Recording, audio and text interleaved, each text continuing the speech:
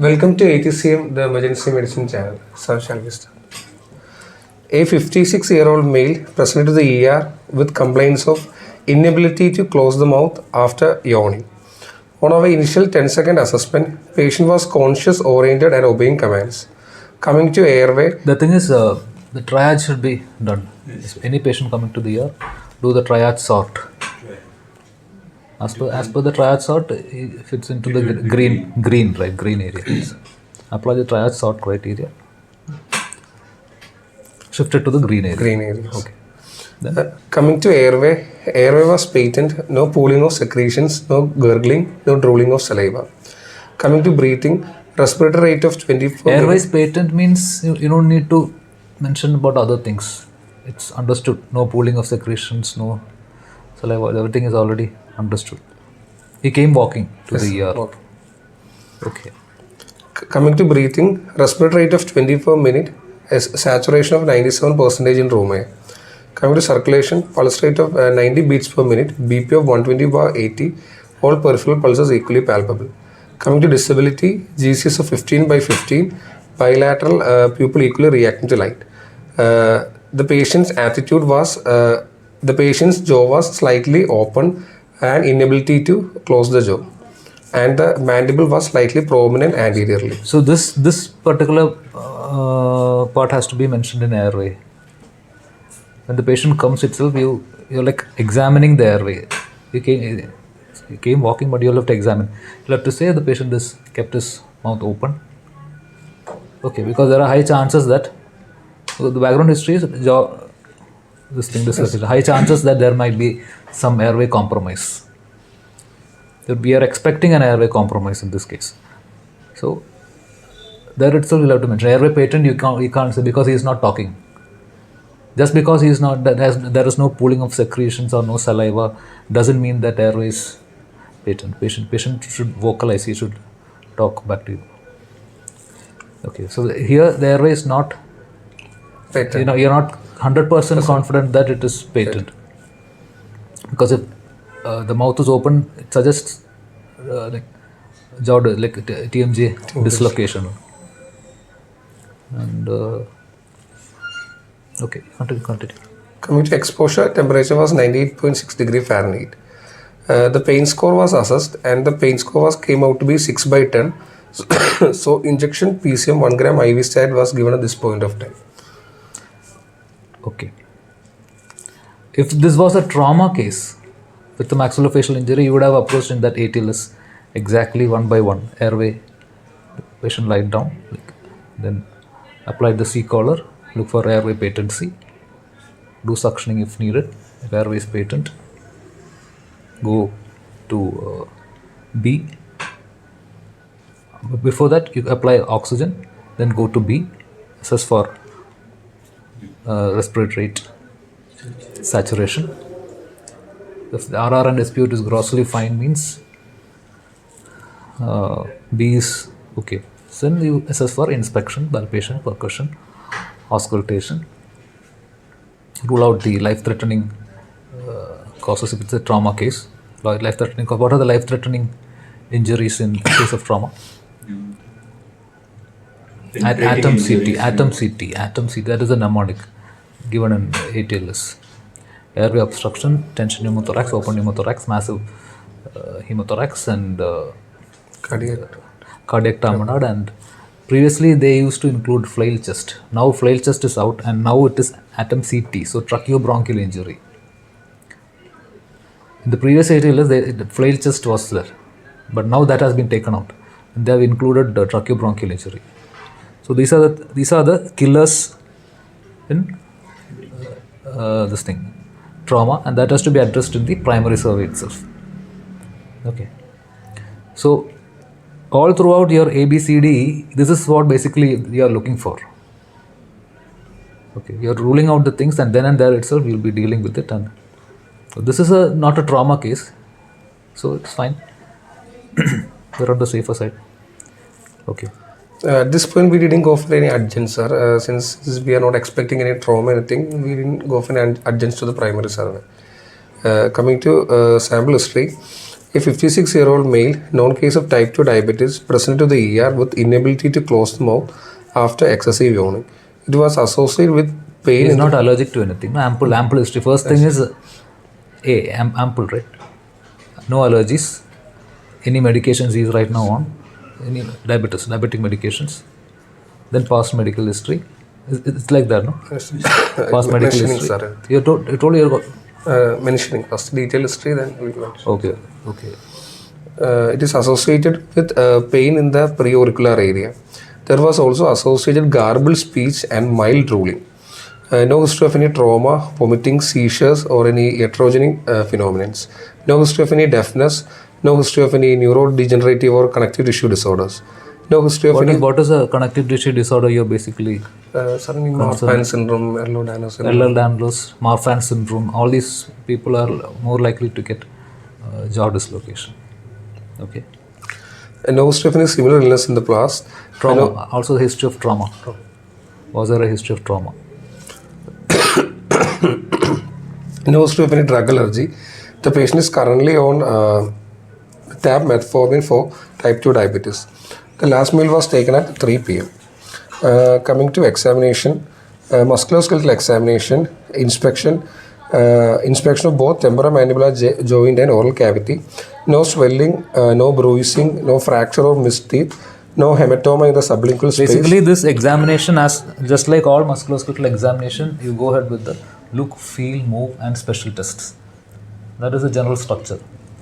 Regardless of whatever the thing, whether it's the shoulder joint examination, hip joint examination, knee joint, or even if it is a maxillofacial examination, it's look, feel, move, and special tests. Move may include even active movement as well as passive movement. And then special tests pertaining to that, whatever system you are examining. So in look means inspection. So basically what all things you are looking for? First we look for the attitude and attitude of the patient was come to here with slightly open mouth. There is no deviation because Slightly open mouth, yes. Come with. Yes. Okay. Any asymmetry? No asymmetry. No asymmetry. If there was any deviation, then we would have suspect unilateral dislocation. So But he was vocalizing. No? He was vocalizing. Okay. And then no history of any swellings, bruising, or fracture or missed Any teeth. asymmetry, deformity, swelling, scar, knee, active bleeding. Hematoma, lacerations, Hematoma, no ear bleed. lacerations. No ear bleed was noted. What is the significance of ear bleed here? Because if a suspecting Basically, if you get such a case, actually you should examine completely. Especially if it is a trauma case, you should examine the entire head. Maxillofacial means the entire head, any scalp lacerations, starting from the scalp onwards, the forehead, here, the zygomatic area, then maxilla, mandible, ear. All throughout the thing you should examine. This is particularly specifically a case of jaw dislocation while he was yawning. So that's why we are focusing on that area. Otherwise, we would have examined the entire this thing, and you're not expecting any fracture or anything in this case. Okay. Coming to palpation, no local rise of Inspection of just open mouth. That's all. from mouth and oral cavity. Oral cavity is visible. Visible and no swelling, no hematomas, no lacerations, no fractured teeth. We're not suspecting any trauma. Okay. Coming to palpation, What if there is a hematoma or something inside? so it might point towards some fracture of the mandible or any underlying traumatic. Okay. Even gum laceration will also Point to point fracture. towards a fracture. Okay. Coming to palpation, no local rise of temperature. There was tenderness present bilateral over the preauricular area. Both bilateral. Slowly, once more. No local rise of temperature. There was tenderness present bilateral over the both preauricular areas. Preauricular here. Yes, sir. Okay. So that is what is there?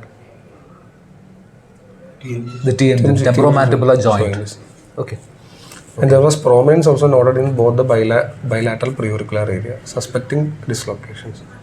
Prominence of. Okay. Bilateral palpable condyles were noted. Okay. And So what is anatomically, how is it the mandible? present inside the glenoid fossa, sir. Okay.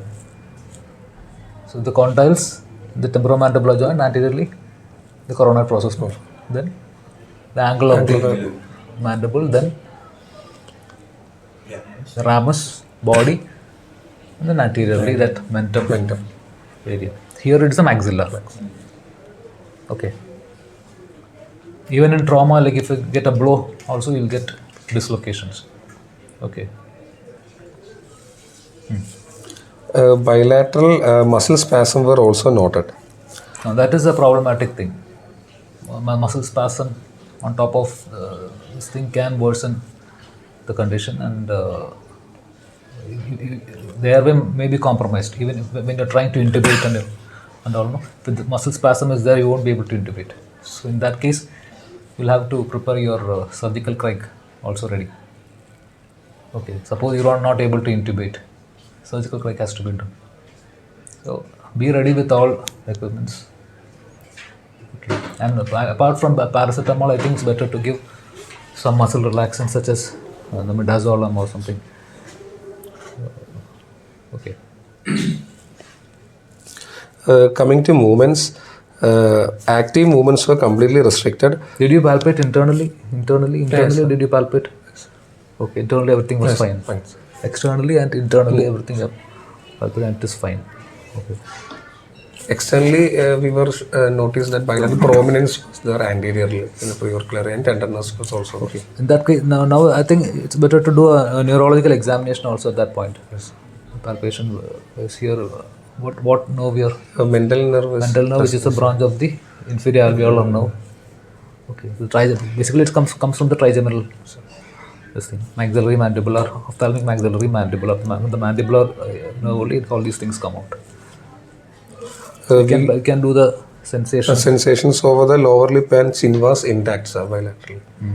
So the mental nerve was found to be normal, no loss of sensations, no injury was noted. Okay. We also examined 5th nerve, 7th and 8th nerve, sir, because in fracture, dislocation of posterior can involve the external auditory canal, and dislocation superiorly and inferiorly can also involve other nerves. So we just examine as routine. Previously, we were just talking about the ear bleed. So what is the relevance of ear bleed here? Fracture of tympanic plate Okay. can lead to ear bleed, sir. Base of spine, base of the brain bleed. Base of the brain and basically tympanic plate only, that is what. Okay. So examination of the ear is also important. Okay. If it is a trauma case, not in this one. Okay. So our diagnosis was bilateral TMJ anterior dislocation, sir. Anterior dislocation. So what all dislocations you expect? Anterior dislocation, posterior dislocation, superior and inferior dislocation, sir. In anterior dislocation, mainly due to Lateral dislocation. Lateral and medial. It is it. Okay. Yeah. anterior dislocation is most common. Anterior dislocation is the most commonest one. Causes are like laxity of the joint capsule, shallow joint capsule, excessive yawning in this case, excessive laughing, any iatrogenic procedures, seizures, etc. Posterior dislocation mostly involve the external auditory canal and can be associated with deafness. Superior dislocation can be associated with brain contusions and meningitis. In fracture of the mandible, most commonly we see is inferior dislocations in trauma cases. So in this case, we were suspecting bilateral anterior TMJ dislocation. So in anterior dislocation, as per the ARCM guidelines, we need not consult the OMFS team. The emergency medicine technician can directly reduce the tripod reductions. All other dislocations you'll have to Inform the OMFS. Okay. So we basically have two methods. One is the Hippocratic method, and Now you are moving on to the reduction. But before that, you need X-rays. Right? X-rays. As per the ARCM guidelines, the indications for X-ray are if there is any malocclusion, trismus, pain with closed mouth and broken teeth and step deformity. Oh, you are talking about the Manchester mandibular fracture wound. Yes. What all things? Malocclusion, Malocclusion, trismus, pain with closed teeth. Pain with closed teeth. Okay.